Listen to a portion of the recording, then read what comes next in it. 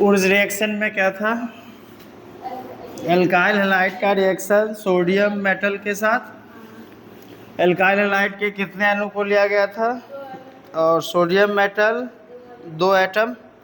ठीक। अब देखिए Franklin reaction.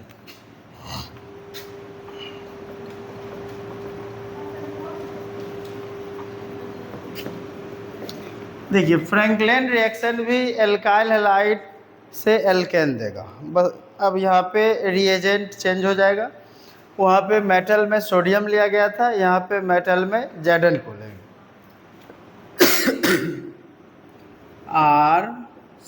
RCH2X plus Jadon, यहाँ से क्या निकलेगा, ZnX2।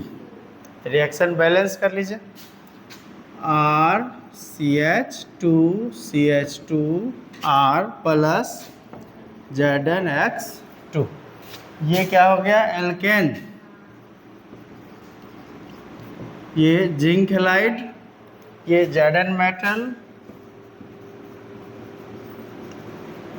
और ये alkyl halide.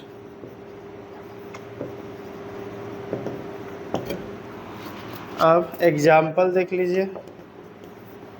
CH3CH2Cl plus ZnCl2 remove हो जाएगा।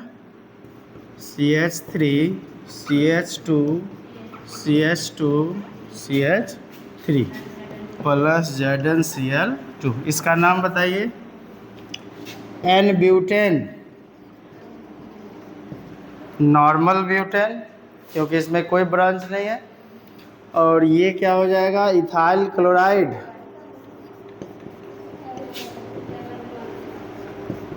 और ये जिंक मेटल। और एग्जांपल दे दे, क्या कहें, 2 डिग्री। ठीक है, 2 डिग्री ही दे दिए। प्लस Br2 रिमूव हो जाएगा। CH3CH3 ट्वाइस मॉलिक्यूल आएगा ना। CH3 प्लस ZnBr2, इसका नाम बताइए। 1 2 3 4 2 3 डाइमिथाइल ब्यूटेन। 2 3 डाइमिथाइल ब्यूटेन, इसका नाम आइसोप्रोपाइल ब्रोमाइड।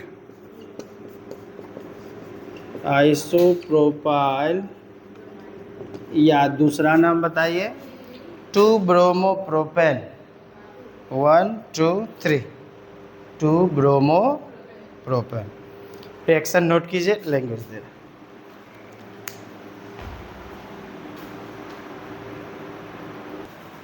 क्या होगा लैंग्वेज, जब एल्काइल हैलाइड की अभिक्रिया जिंक धातु के साथ कराई जाती है तो अभिक्रिया के फलस्वरूप एल्केन का निर्माण होता है। यह अभिक्रिया फ्रैंकलिन अभिक्रिया कहलाता है। क्लियर, लैंग्वेज हो जाएगा कि लिखा दें, हो जाएगा, लिखा दें। जब एल्काइल हैलाइड की अभिक्रिया जिंक धातु के साथ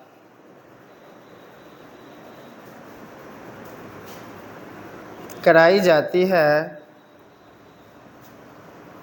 जिंक धातु के साथ कराई जाती है तो अभिक्रिया के फलस्वरूप एल्केन का निर्माण होता है।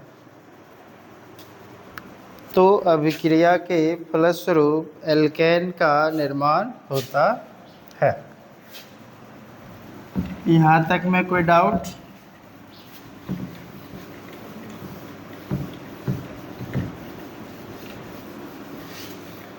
अब लिखिए ग्रिग्नार्ड अभिकर्मक, VVI लगाइए। इसका आपको लगभग चैप्टर में रिएक्शन पढ़ना है। ये एक रिएजेंट है जिसका फॉर्मेशन एल्काइल हैलाइड के मैग्नीशियम धातु के साथ अभिक्रिया द्वारा होगा। इसमें ड्राई ईथर का प्रेजेंस रहेगा कैटलिस्ट के रूप में। और इसी का एनसीईआरटी में एक क्वेश्चन भी दिया हुआ है।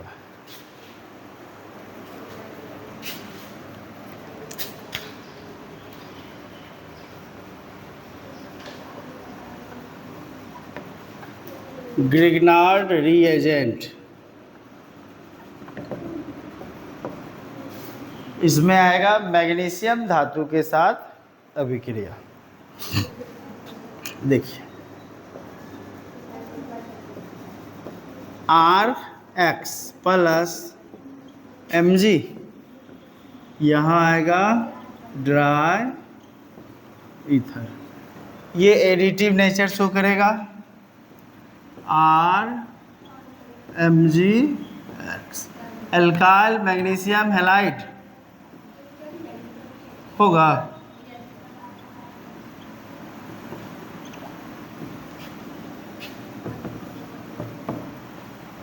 इसी को क्या पढ़ेंगे? ग्रिग्नार्ड अभिकर्मक। ये हो गया एल्काइल हैलाइड, मैग्नीशियम धातु,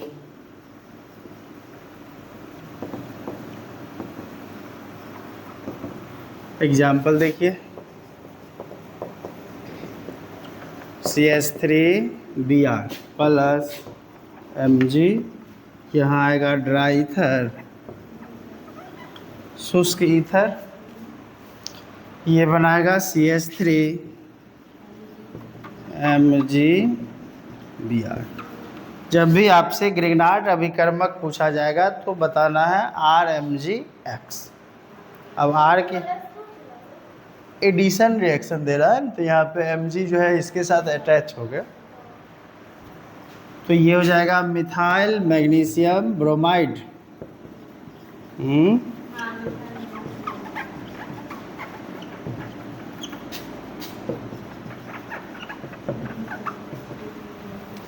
ये मैग्नीशियम धातु, ये methyl bromide.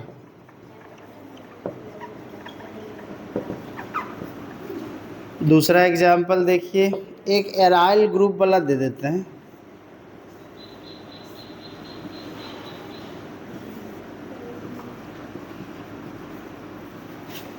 Cl chlorobenzene, benzene के ऊपर Cl आ गया, क्लोरोबेंजीन। क्लोरोबेंजीन का मैग्नीशियम मेटल के साथ रिएक्शन कराइए ड्राई ईथर के प्रेजेंस में, ये देगा C6H5MgCl, phenyl magnesium chloride, phenyl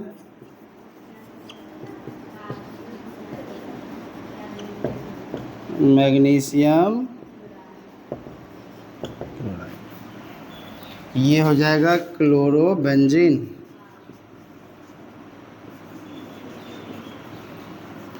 अब देखिए क्वेश्चन यहाँ पे दो तरह से पूछेगा। इसका क्वेश्चन देगा आपको एल्काइल हैलाइड का ये ग्रिग्नार्ड अभिकर्मक का विरचन निर्जलीय अवस्था में करनी चाहिए, क्यों?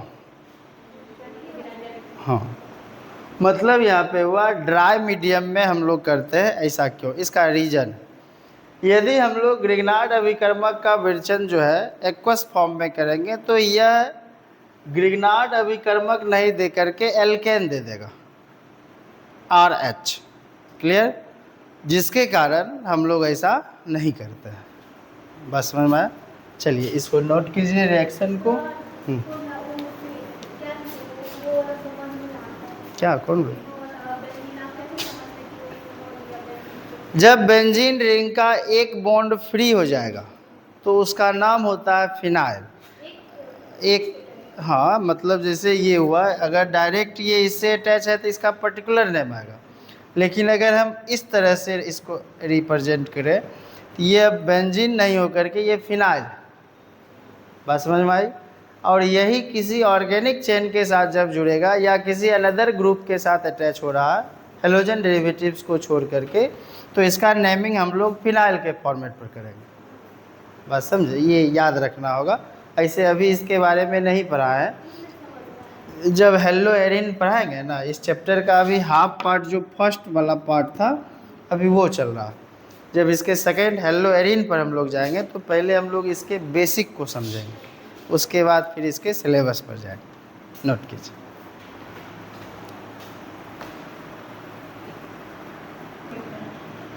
लिखिए भाषा। जब एल्काइल हैलाइड की अभिक्रिया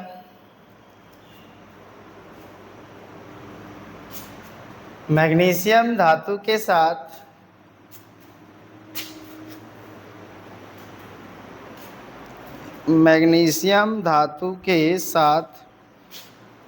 शुष्क ईथर की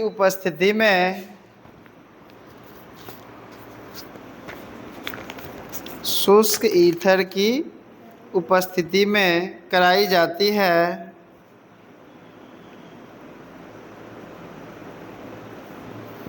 तो अभिक्रिया के फलस्वरूप एल्काइल मैग्नीशियम हैलाइड का निर्माण होता है। तो अभिक्रिया के फलस्वरूप एल्काइल मैग्नीशियम हैलाइड का निर्माण होता है, जिसे ग्रिग्नार्ड अभिकर्मक कहते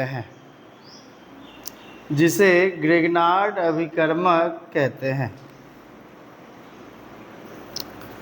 अब आपके एनसीईआरटी के एक्सरसाइज का 12 नंबर क्वेश्चन का 3rd नंबर क्वेश्चन है, ग्रिग्नार्ड अभिकर्मक का विरचन निर्जलीय अवस्था में करनी चाहिए क्यों।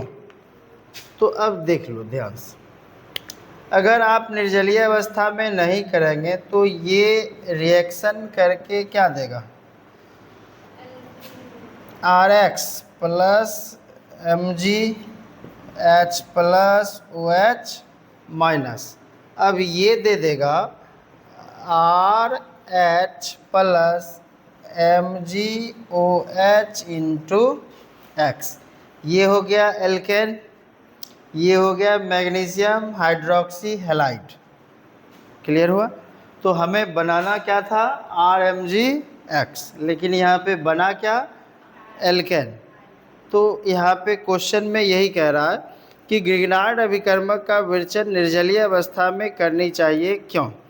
तो जब हम एक्वस फॉर्म में एक्वस मीडियम यहाँ पे अप्लाई करेंगे तो यह यानी एल्काइल हैलाइड की अभिक्रिया जब ये किसके साथ मैग्नीशियम धातु के साथ जलीय माध्यम में अगर कराई जाएगी तो यह अभिक्रिया के फलस्वरूप एल्केन देगा, ना कि एल्काइल मैग्नीशियम हैलाइड, जिसके कारण हम लोग इसका फॉर्मेशन किसके प्रेजेंस में करते हैं, ड्राई कंडीशन।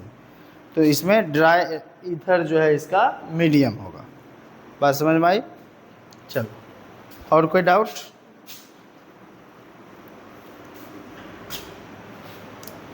कुछ प्रॉब्लम भी है इसमें। हाँ बोलिए। ये नीचे वाला लिख लो।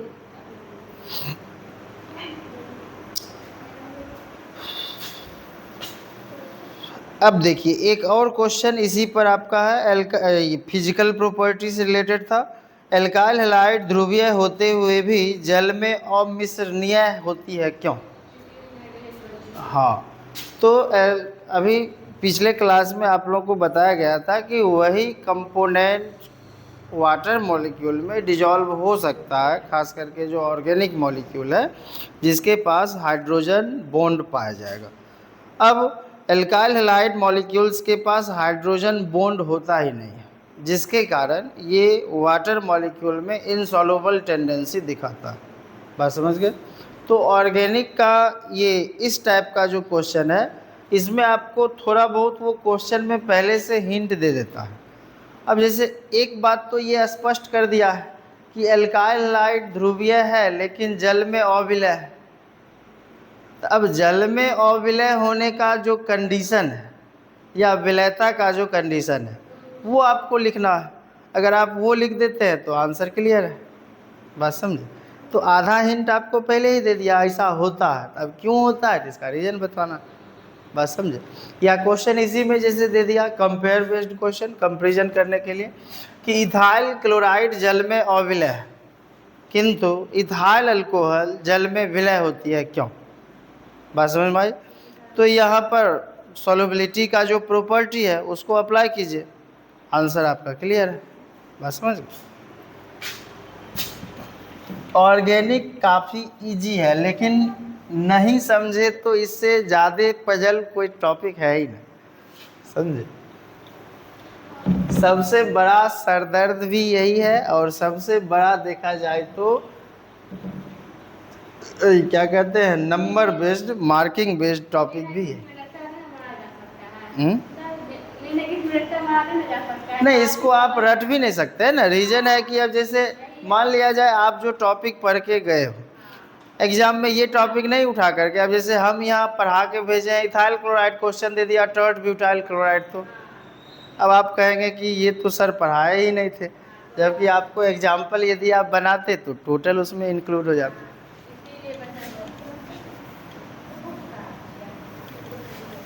अब बुक का है, जैसे यहाँ पे RMGX दिए तो R के जगह पर क्या क्या आ सकता है ये आप डिफरेंट डिफरेंट ग्रुप पुट करके बनाइए। अब इससे फ़ायदा क्या होगा कि रिएक्शन याद रह जाएगा नहीं। अब ऐसे तो जेन्युइनली अगर देखा जाए तो ये सारे टॉपिक आपका प्रैक्टिकल बेस्ड है, इसका लैब में प्रैक्टिकल होती है, लेकिन अब उतना पॉसिबल भी नहीं है। और पॉसिबिलिटी तो छोड़ दीजिए, पूरे ओवरऑल इंडिया की अगर हम बात करें तो 5 से 10%, 10% तो हम बहुत ज़्यादा बोल दिए, 5% भी आप इस चीज़ को नहीं रख सकते। 5% जो है इंस्टीट्यूशन में ही मात्र इस चीज़ का प्रैक्टिकल हो रहा है। हाँ नहीं, उसमें भी देखा जाए तो हम बोले ना 5% जो इंस्टीट्यूट है इसमें इस टॉपिक का, इस पूरे ऑर्गेनिक ही नहीं पूरे केमिस्ट्री सेगमेंट का या पूरे अदर पेपर जो भी है जिसमें प्रैक्टिकल पॉसिबल है सब में प्रैक्टिकल हो रही है। लेकिन बाकी के जो भी इंस्टीट्यूट है उसमें प्रैक्टिकल नाम का कोई कंसेप्ट नहीं है। अब कुछ टीचर के पास देखा जाए तो इस चीज़ का कोई आइडिया भी नहीं है। सर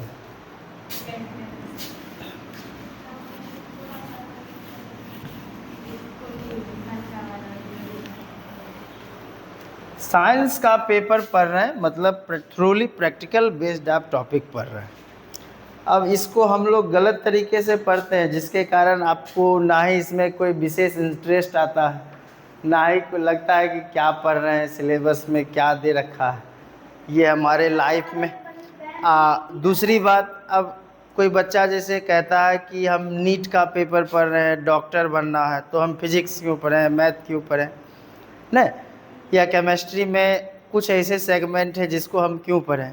तो ऐसा कुछ भी नहीं है, हर एक टॉपिक एक दूसरे से कोरिलेट करता है।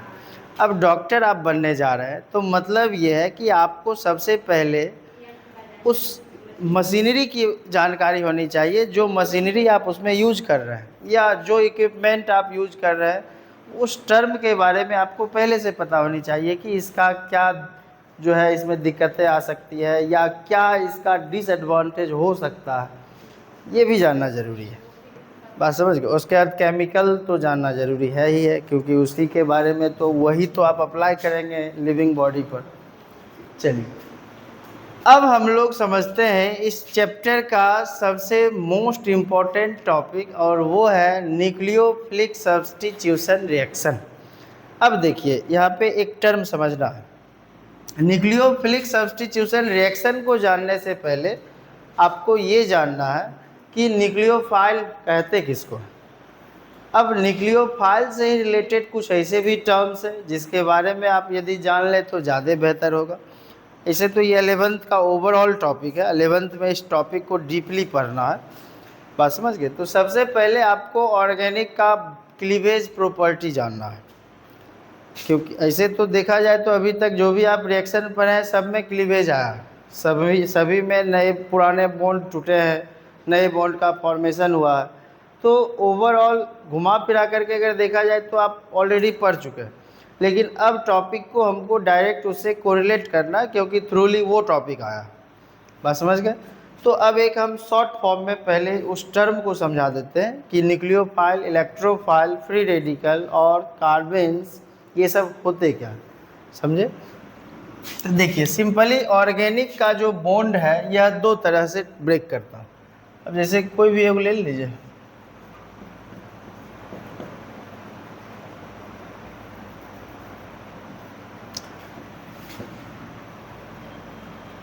अब देखिए ध्यान से, बॉन्ड जो ब्रेक करेगा वो रिएक्टिविटी ऑर्डर के अकॉर्डिंग कर रहा है। सपोज डैट अब दोनों का स्टेबिलिटी बराबर है, तो अब ये क्या करेगा, मान लिया जाए दोनों अपना अपना इलेक्ट्रॉन लेकर के अगर बाहर चला गया तो इस पर क्या इफेक्ट पड़ेगा, ये हो जाएगा, एक इस पर क्या आएगा,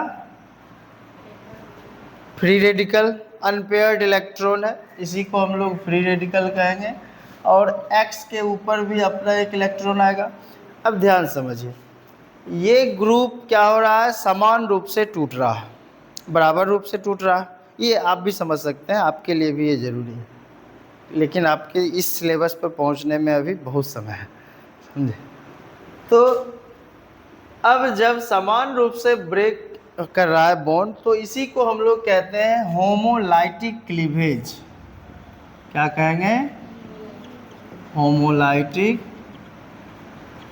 क्लीवेज, या इसी को हिंदी में कहेंगे समांश विखंडन,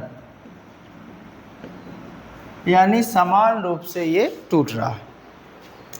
और ये क्या कहलाएगा, फ्री रेडिकल, यानी मुक्त मूलक। बात समझे? और ये एल्काइल हैलाइड। अब देखिए यहाँ पे एक और तरीका है बॉन्ड टूटने का। अब क्या होगा, सपोज दैट अगर X मोर रिएक्टिव है, कार्बन यहाँ पे लेस रिएक्टिव है, तो ये क्या करेगा, अपना इलेक्ट्रॉन लेकर के तो बाहर जाएगा ही, या इस कार्बन का भी इलेक्ट्रॉन लेकर के बाहर चला गया। अब आप जानते हैं कि जब ये इसका इलेक्ट्रॉन लेके बाहर जा रहा है, मतलब कहीं ना कहीं ये इलेक्ट्रॉन डोनेट कर रहा होगा, ये इलेक्ट्रॉन गेन कर रहा होगा। तो केमिस्ट्री में जो कोई भी ग्रुप इलेक्ट्रॉन डोनेट करता है, इनिशियली उस पर कौन सा चार्ज आएगा, पॉजिटिव, और जो इलेक्ट्रॉन एक्सेप्ट करेगा उस पर नेगेटिव, क्योंकि वो इलेक्ट्रॉन डिफिशियंट ग्रुप होगा, और जो इलेक्ट्रॉन दे रहा है वो इलेक्ट्रॉन एफिशिएंट ग्रुप होगा, क्योंकि उसके पास पहले से इलेक्ट्रॉन है। तो इस तरह से जब बॉन्ड क्लीवेज होगा तो इसको हम लोग कहेंगे हेटेरोलाइटिक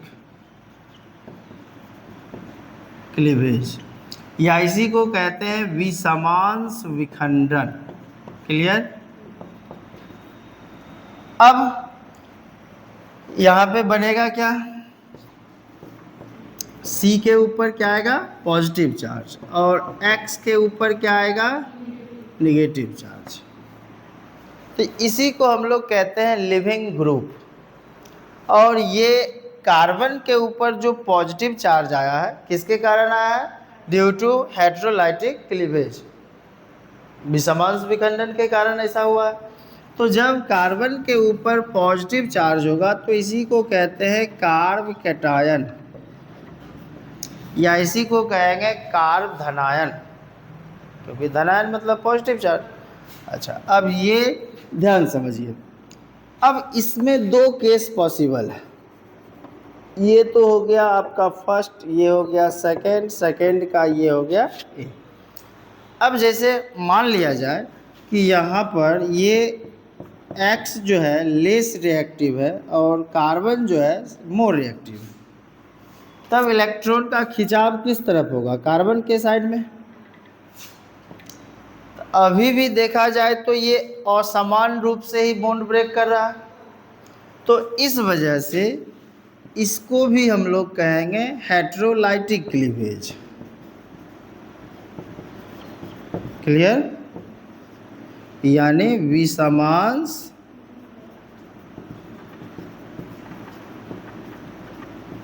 विखंडन।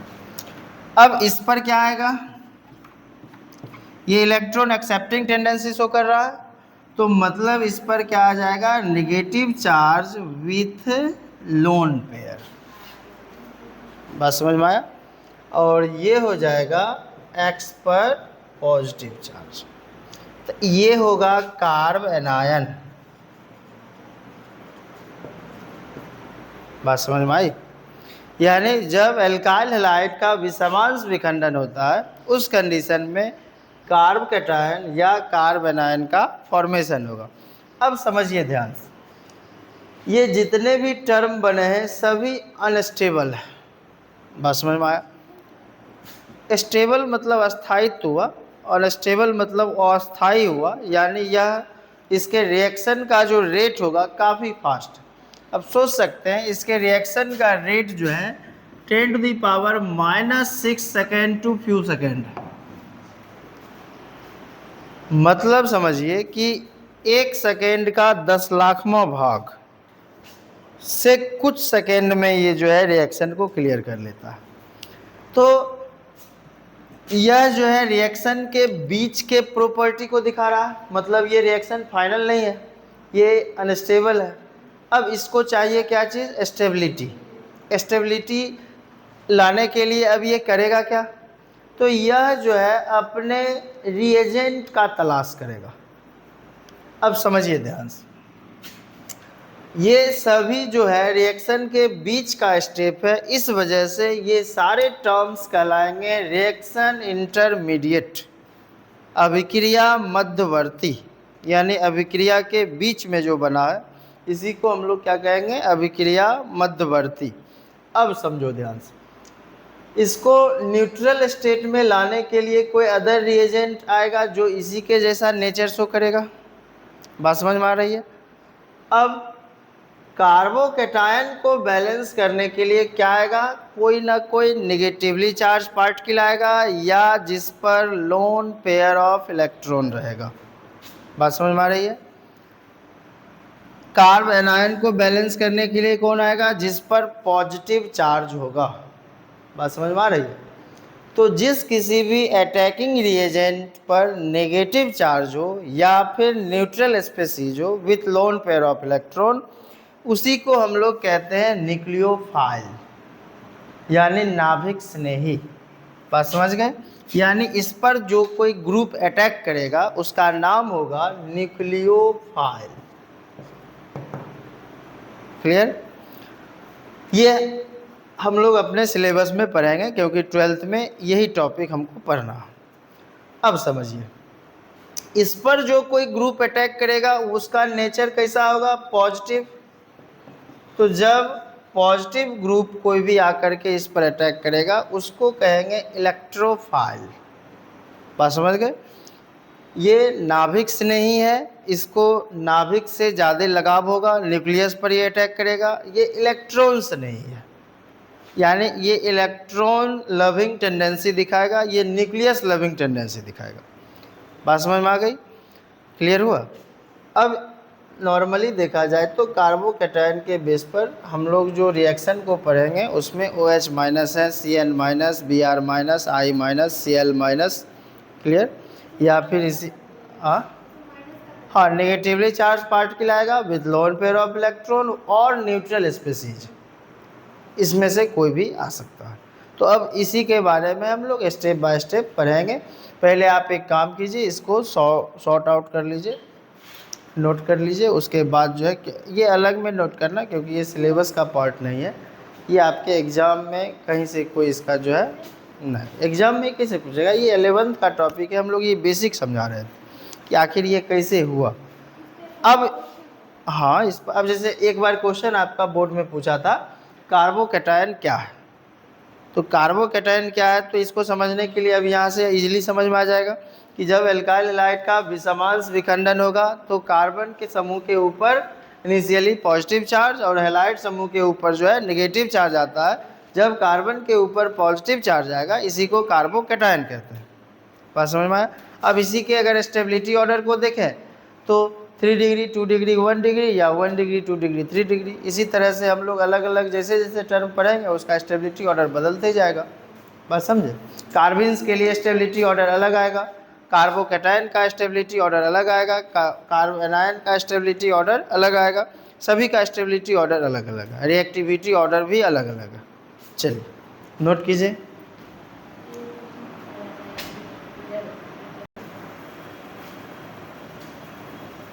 हो गया।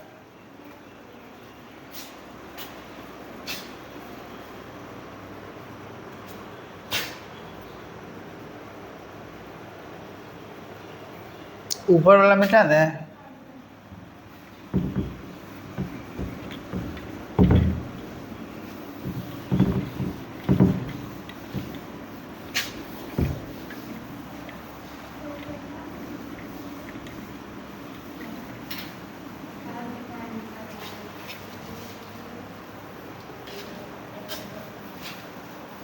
टॉपिक लिख करके डैश दीजिए, नाभिक स्नेही अभिकर्मक।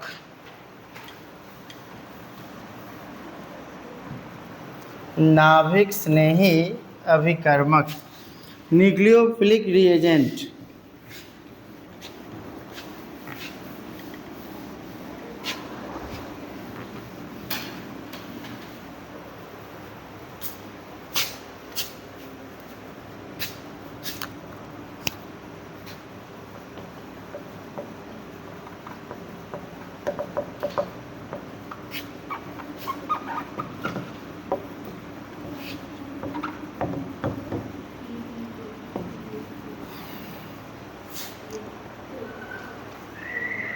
Nucleophilic reagent, clear. अब समझिए ध्यान से, न्यूक्लियोफिलिक रिएजेंट क्या होगा? ये न्यूक्लियोफाइल, इलेक्ट्रोफाइल, कार्बिन्स, ये सब क्या है? अटैकिंग स्पेसीज है। किस पर अटैक करेगा? रिएक्शन इंटरमीडिएट इधर जो बना था, कार्बोकैटायन, फ्री रेडिकल, कार्बोनायन, ये सब पर अटैक करेगा और एक न्यूट्रल प्रोडक्ट देगा, न्यूट्रल कंपोनेंट का फॉर्मेशन करेगा, मतलब एक उदासीन यौगिक देगा जिस पर कोई चार्ज नहीं रहेगा। बात समझ गए?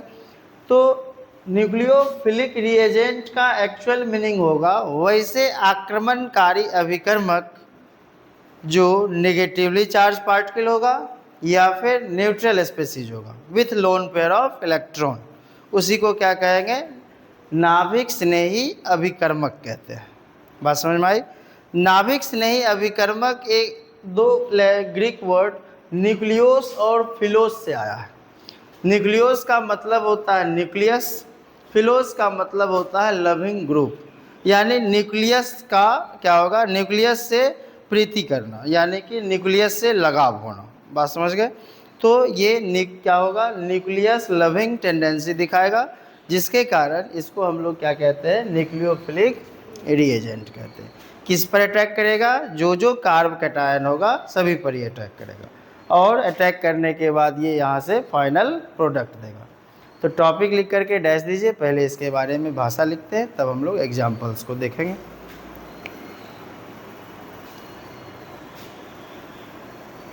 लिखिए, वैसे आक्रमणकारी अभिकर्मक, वैसे आक्रमणकारी अभिकर्मक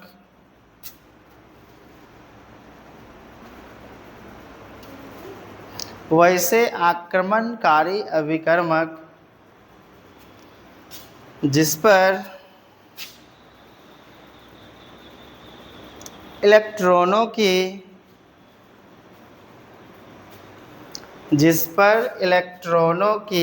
एक निर्जन जोड़ी पाई जाती है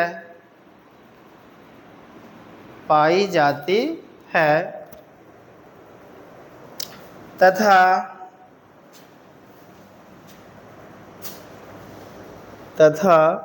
जो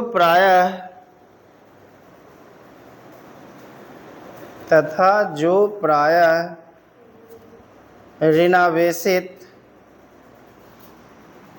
या उदासीन होती है,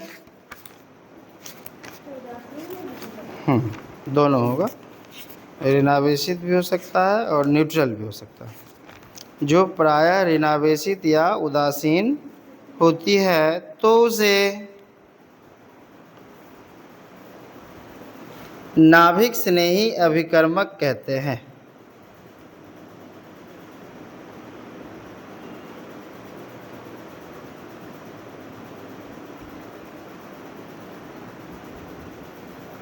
तो उसे नाभिक स्नेही अभिकर्मक कहते हैं।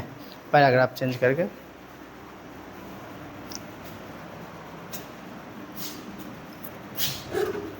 लिखिए, यह दो ग्रीक शब्द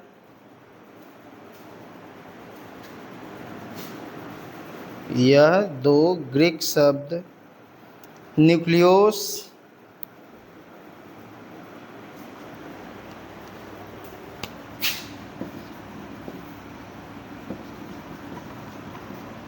एवं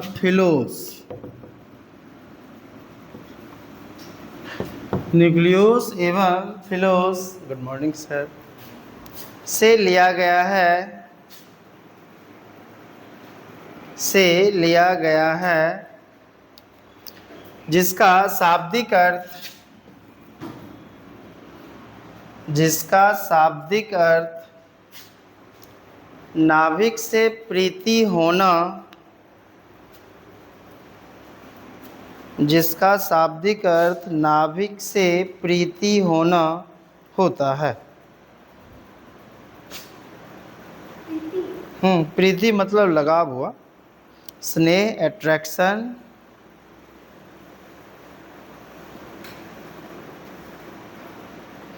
इसे NU से सूचित किया जाता है। NU के ऊपर नेगेटिव शो कर दीजिए। इसे NU से सूचित किया जाता है। एग्जाम्पल दीजिए। OH minus, Br minus, I minus, F minus, Cl minus, RO minus,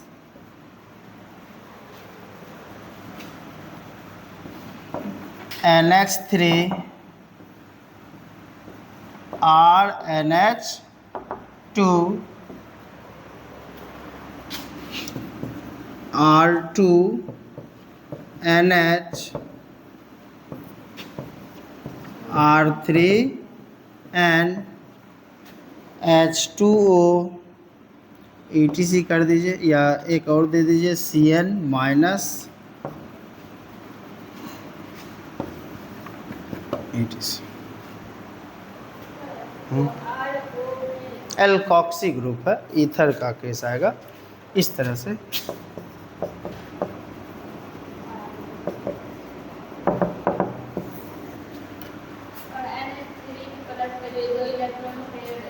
nitrogen के आउटर मोस्ट सेल में टोटल 5 इलेक्ट्रॉन होता है, जिसको हम लोग वैलेंस इलेक्ट्रॉन कहते हैं। क्लियर? अब उसमें से जितना number of electron bond formation में जाएगा उसको वैलेंसी बोला जाता है। क्लियर? तो नाइट्रोजन में देखा जाए तो 3 इलेक्ट्रॉन ऐसा है जो बॉन्ड फॉर्मेशन में जाएगा, बाकी 2 इलेक्ट्रॉन उसके ऊपर लोन पेयर के फॉर्म में प्रेजेंट रहेगा। अब आपके पास 5 रुपये है, आप 3 रुपये का कोई काम कर लिए, बाकी जो 2 रुपया बचा हुआ है उसको फेंक तो नहीं देंगे, वो तो अपने पास ही रखेंगे। बात समझ में आ रही है? तो 3 रुपये का आप काम किए, 2 रुपया आपके पास।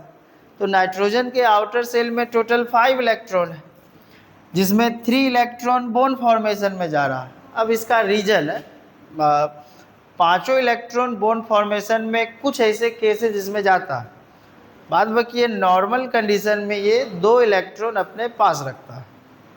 क्लियर? रीजन इसका क्या है? तो इसके आउटर सेल में D सब सेल एब्सेंट है। नाइट्रोजन का atomic number 1s2 2s2 2p3।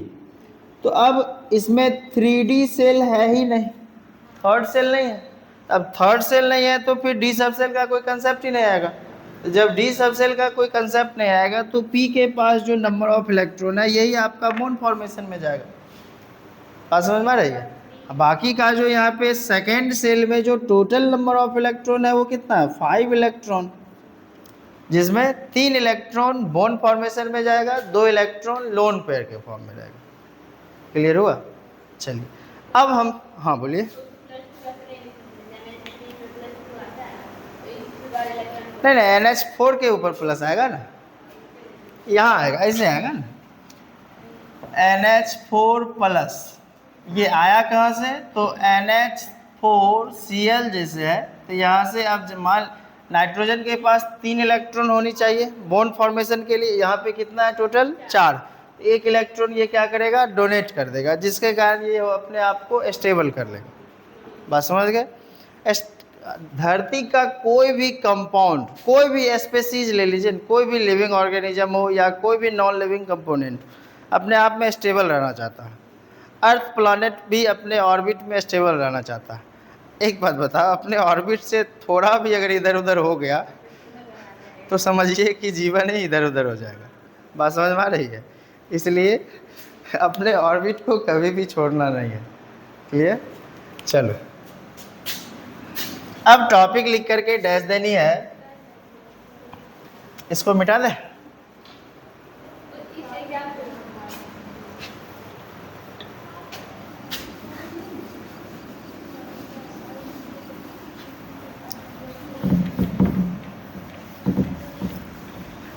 Topic लिख करके डैश दीजिए, नाभिक स्नेही प्रतिस्थापन अभिक्रिया। अब अच्छा एक मिनट, इसमें एक चीज और ध्यान से सुनो। इसमें कुछ ऐसे भी स्पेसीज आएंगे जिसमें दो जो है देखा जाए तो न्यूक्लियर, ये अटैकिंग ग्रुप जो है दो तरह से टेंडेंसी दिखाएगा, मतलब जिसमें दो न्यूक्लियस फॉर्म जो है वहाँ पे प्रेजेंट रहेगा। वैसे आक्रमणकारी अभिकर्मक जिसके पास क्या होगा, दो न्यूक्लियस फॉर्म रहेगा, या फिर दो तरह से जब अटैकिंग ग्रुप जो है अटैक कर सकता है, तो इसी को कहते हैं एम्बिडेंट न्यूक्लियोफाइल, यानी उभयदंती नाभिक स्नेही। इसका आपके एक्सरसाइज में एक क्वेश्चन भी है, क्वेश्चन नंबर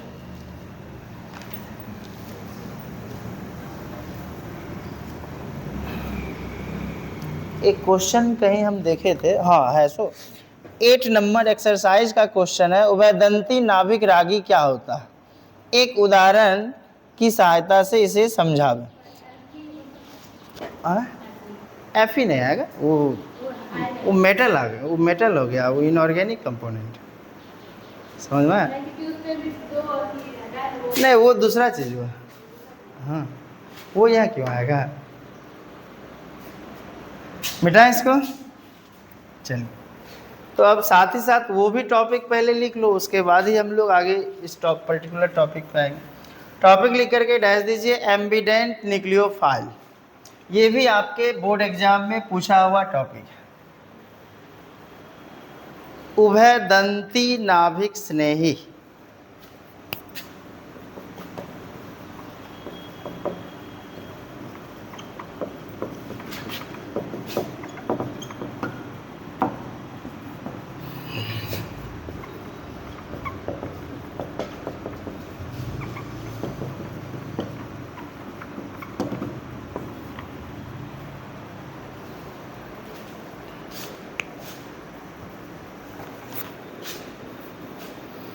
लिखिए, वैसे आक्रमणकारी अभिकर्मक, वैसे आक्रमणकारी अभिकर्मक जिसके पास दो नाभिक रागी केंद्र होता है,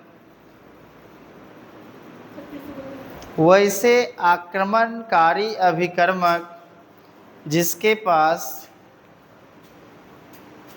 दो नाभिक रागी केंद्र होता है, तो उसे दो नाभिक रागी केंद्र, नाभिक रागी एक वर्ड है, एक साथ आएगा, दो नाभिक रागी केंद्र होता है तो उसे उभयदंती तो उसे उभयदंती नाभिक स्नेही कहते हैं।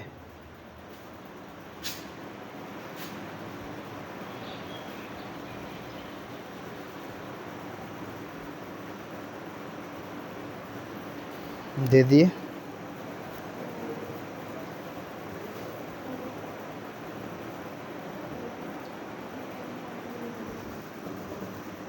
बुक में सही कर लेना, एक गलत दिया हुआ या मिसप्रिंट होगा, पता नहीं। देखो ध्यान से, क्या होगा Cn माइनस, अब इसी को हम लोग कैसे लिख सकते हैं, C ट्रिपल बॉन्ड N और इस पर आएगा नेगेटिव चार्ज, या इसी को C double bond N minus, ये क्या हो जाएगा,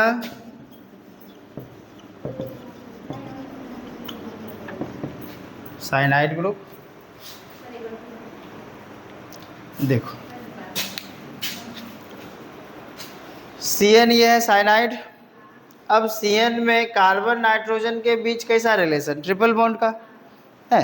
अब कार्बन को चाहिए यहाँ पर 4 इलेक्ट्रॉन, है कितना, तो मतलब एक नेगेटिव चार्ज आएगा, जिसके कारण ये एक इलेक्ट्रॉन एक्सेप्ट करके अपने आप को स्टेबल कर लेगा। ये तो ऑलरेडी स्टेबल है ही। अच्छा, अब यहाँ देखिए, कार्बन के पास 4 इलेक्ट्रॉन होनी चाहिए, तो एक आ गया लोन पेयर 2 इलेक्ट्रॉन और 2 इलेक्ट्रॉन बॉन्ड वाला।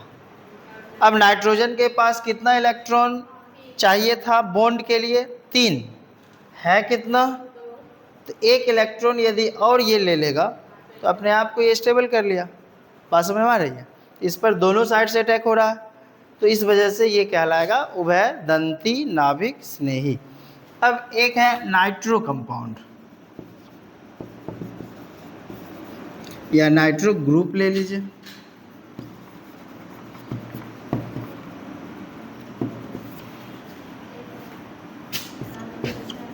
NO2, क्या आएगा, O N double bond O, इस पर क्या आएगा नेगेटिव चार्ज, इस पर आएगा लोन पेयर। ऑक्सीजन को कितना चाहिए था, एक ये बॉन्ड हुआ, एक नेगेटिवली चार्ज पार्टिकल हुआ, नेगेटिव चार्ज, जिसके कारण ये 2 इलेक्ट्रॉन, मतलब एक इलेक्ट्रॉन एक्सेप्ट करेगा, एक इलेक्ट्रॉन इसका अपना। नाइट्रोजन को चाहिए था 3, तो 3 तो ऑलरेडी है, और एक लोन पेयर दिखा दिए 5 के लिए। ऑक्सीजन के पास 2 चाहिए था, 2 ऑलरेडी है। नोट कीजिए ये दोनों कैसा न्यूक्लियोफिलिक रिएजेंट, एम्बिडेंट, यानी कि ये होगा उभयदंती। क्लियर, उभयदंती नाभिक रागी किसको कहेंगे, वैसे आक्रमणकारी अभिकर्मक जिसमें 2 नाभिक रागी केंद्र होगा उसी को क्या कहेंगे, एम्बिडेंट न्यूक्लियोफाइल। क्लियर, अब हम लोग पढ़ेंगे कि नाभिक स्नेही प्रतिस्थापन अभिक्रिया क्या है। तो अब यहाँ पे नाभिक स्नेही का एक्चुअल मीनिंग तो पता चल गया। अब हम लोग स्पेशल टाइप पढ़ रहे हैं डिस्प्लेसमेंट रिएक्शन का, प्रतिस्थापन अभिक्रिया का। अब प्रतिस्थापन अभिक्रिया में आप क्या जानते हैं कि जो प्रबल समूह है वो दुर्बल समूह को वहाँ से विस्थापित कर देगा, यानी जो मोर रिएक्टिव ग्रुप होगा वो लेस रिएक्टिव ग्रुप को वहाँ से डिस्प्लेस करेगा। ये एक नॉर्मल क्राइटेरिया है जो डिस्प्लेसमेंट रिएक्शन को दिखाता है। बात समझ गए। अब डिस्प्लेसमेंट में कैसा टेंडेंसी, तो यहाँ पे न्यूक्लियोफाइल के बारे में पढ़ रहे हैं, न्यूक्लियोफिलिक सब्स्टिट्यूशन। तो मतलब ये हुआ कि जिसमें मोर स्टेबल और more reactive nucleophilic group less reactive nucleophilic group को वहाँ से हटा देगा, डिस्प्लेस कर देगा, जिसके कारण एक फाइनल प्रोडक्ट का फॉर्मेशन होगा। तो इसी को हम लोग क्या कहेंगे, नाभिक स्नेही प्रतिस्थापन अभिक्रिया। नाभिक स्नेही प्रतिस्थापन अभिक्रिया भी 2 प्रकार का होता है, एक होगा यूनिमोलिकुलर न्यूक्लियोफिलिक सब्स्टिट्यूशन रिएक्शन, एक होगा bimolecular nucleophilic substitution reaction. Unimolecular में देखा जाए तो ये डबल स्टेप रिएक्शन है, यानी 2 स्टेप में रिएक्शन होगा। पहले फर्स्ट स्टेप में क्या होता है, एल्काइल हैलाइड का विखंडन, विषमांश विखंडन होगा, जिसमें कार्बोकैटायन का फॉर्मेशन होगा। फिर सेकेंड स्टेप में अच्छा ये स्टेप क्या होगा, स्लो प्रोसेस है, क्योंकि कोई भी स्टेबल कंपाउंड है उसके बॉन्ड को आप जो है ब्रेक कर रहे हैं, तो ये जो है नॉर्मल कंडीशन में तो ब्रेक करेगा नहीं। आप इसमें कोई रिएजेंट जो है प्रबल रिएजेंट अप्लाई कर रहे हैं जिसके कारण वो टूट रहा है, तो ये क्या होगा, मंद अभिक्रिया होगा, यानी ये स्लो रिएक्शन होगा, स्लो प्रोसेस को दिखाएगा। जब रिएक्शन इंटरमीडिएट बन जाएगा यानी अभिक्रिया मध्यवर्ती का निर्माण जब हो जाएगा, कार्बोकैटायन जब बन जाएगा, तब उस पर कौन अटैक करेगा, न्यूक्लियोफाइल। अब न्यूक्लियोफाइल अटैक करके एक न्यूट्रल प्रोडक्ट का फॉर्मेशन कर रहा है, तो अब इसी को हम लोग कहेंगे SN1 रिएक्शन। यूनी मॉलिक्यूलर मतलब SN1, बाय मॉलिक्यूलर मतलब SN2। अब हम लोग इसके बारे में फिर आगे देखते हैं, तब स्टेप बाय स्टेप इसको क्लियर करेंगे। पहले इसको नोट कर लीजिए, इसके बाद हम लोग आगे देखते हैं।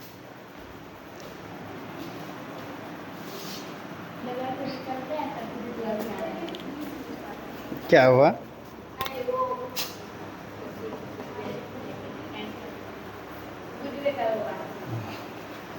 टॉपिक लिख करके डैश दीजिए, नाभिक स्नेही प्रतिस्थापन अभिक्रिया।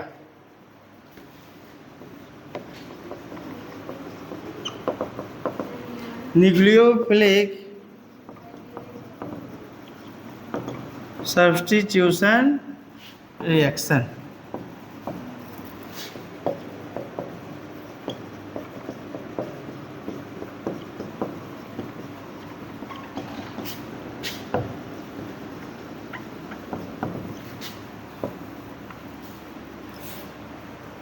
अब देखिए ध्यान से,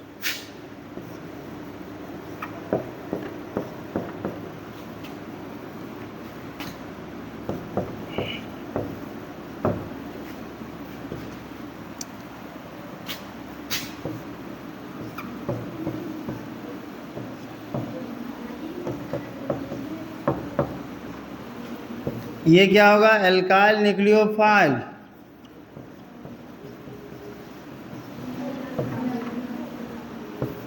और ये होगा हैलाइड आयन, इसी को कहते हैं लिविंग ग्रुप, मतलब रिएक्शन को छोड़ करके बाहर निकलने वाला। ये क्या हो जाएगा, एल्काइल हैलाइड, ये होगा न्यूक्लियोफाइल या न्यूक्लियोफिलिक रिएजेंट। क्लियर हुआ? तो पहले इसका लैंग्वेज लिखिए, तब हम लोग रिएक्शन लिखेंगे। हाँ कह सकते हैं। अब पहले रिएक्शन लिख ली, लिखो लिखो लिख लो। ये एग्जाम में नहीं पूछेगा, इसके टाइप को पूछता है।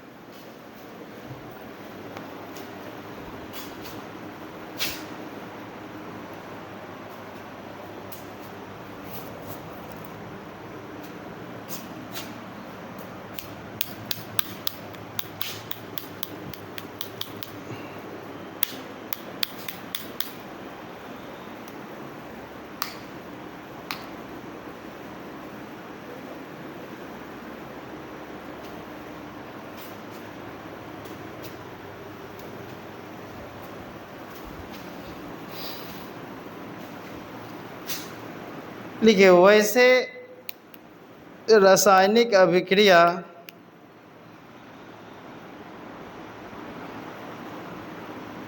जिसमें प्रबल नाभिक रागी समूह, जिसमें प्रबल नाभिक रागी समूह दुर्बल नाभिक रागी समूह को दुर्बल नाभिक रागी समूह को विस्थापित कर देता है, विस्थापित कर देता है, तो उसे नाभिक स्नेही प्रतिस्थापन अभिक्रिया कहते हैं। तो उसे नाभिक स्नेही प्रतिस्थापन अभिक्रिया कहते हैं। तो उसे नाभिक स्नेही प्रतिस्थापन अभिक्रिया कहते हैं। अब इसके ये नोट हो गया। अब इसके टाइप को देखते हैं। इसका दो टाइप है। पहला है यूनिमॉलिक्यूलर न्यूक्लियोफिलिक सब्स्टिट्यूशन रिएक्शन, इसी को कहते हैं SN1 रिएक्शन। हिंदी होगा एक आणविक नाभिक स्नेही प्रतिस्थापन अभिक्रिया। एक आणविक नाभिक स्नेही प्रतिस्थापन अभिक्रिया। फिर इसका सेकंड देखिए, बायमॉलिक्यूलर न्यूक्लियोफिलिक सब्स्टिट्यूशन रिएक्शन।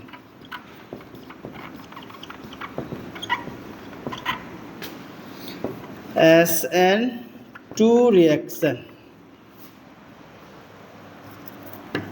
यानी द्विआण्विक नाभिक स्नेही